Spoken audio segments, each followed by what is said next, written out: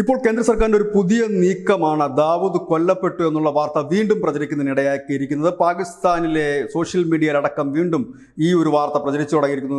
ദാവൂദ് മരിച്ചു ഇല്ലെങ്കിൽ കൊല്ലപ്പെട്ടു എന്നുള്ള വാർത്ത. അതിന് പ്രധാനപ്പെട്ട കാരണം കേന്ദ്ര സർക്കാർ ദാവൂദിന്റെ ഉടമസ്ഥതയിലുള്ള മുംബൈയിലെ രത്നഗിരിയിലെയും വസ്തുക്കൾ ലേലം ചെയ്യാൻ തീരുമാനിച്ചിരിക്കുന്നു. ജനുവരി 5-നാണ് ലേലം ചെയ്യുന്നത്. ദാവൂദിന്റെ മുംബൈയിലുള്ള ബംഗ്ലാവും രത്നഗിരിയിലുള്ള മാമ്പഴത്തോട്ടവുമാണ് ലേലം ചെയ്യുന്നത്. മുൻപ് ഈ ദാവൂദിന്റെ റെസ്റ്റോറന്റ് സർക്കാർ ലേലം ചെയ്തിരുന്നു. ഇതോടുകൂടിയാണ് ഇപ്പോൾ കേന്ദ്ര സർക്കാർ പുതിയ നീക്കം വന്നതോടുകൂടിയാണ് പാകിസ്ഥാനിലെ സോഷ്യൽ മീഡിയയിൽ അടക്കം അവിടുത്തെ ഓൺലൈൻ മാധ്യമങ്ങളടക്കം ദാവൂദ് കൊല്ലപ്പെട്ടു, അത് സ്ഥിരീകരിക്കപ്പെട്ടിരിക്കുന്നു ഇന്ത്യൻ സർക്കാർ എന്ന രീതിയിലാണ് വാർത്തകൾ മുൻപോട്ട് പോകുന്നത്. ഏതായാലും ദാവൂദ് കൊല്ലപ്പെട്ടോ ഇല്ലയോ എന്നുള്ള കാര്യം പാകിസ്ഥാൻ ഔദ്യോഗികമായി ഇതുവരെ പ്രഖ്യാപിച്ചിട്ടില്ല, പ്രസ്താവിച്ചിട്ടില്ല. അതിന് പ്രധാനപ്പെട്ട കാരണം പാകിസ്ഥാൻ പറയുന്നത് ഇപ്പോഴും ദാവൂദ് അവിടെ ഇല്ല എന്നുള്ളതാണ്. കാരണം ഇന്റർപോൾ തേടുന്ന കുറ്റവാളിയാണ് ദാവൂദ്. ആർക്കും എപ്പോഴും എവിടെ വെച്ച് വേണമെങ്കിലും അറസ്റ്റ് ചെയ്യാൻ കൊല്ലാമെന്ന നിലയിലുള്ള ഒരു ഭീകരനും ഒരു കുറ്റവാളിയുമാണ്. അതുകൊണ്ട് തന്നെ ആയിരിക്കണം പാകിസ്ഥാൻ ഇതിനെക്കുറിച്ചൊന്നും പ്രതികരിച്ചിട്ടില്ല. ഏതായാലും കേന്ദ്ര സർക്കാർ നീക്കം തുടങ്ങിയിരിക്കുന്നു. ജനുവരി 5-ന് മുംബൈയിലും രത്നഗിരിയിലും ഉള്ള ദാവൂദിന്റെ സ്വത്തുവകകൾ ലേലം ചെയ്യുകയാണ്. News desk news Malayalam.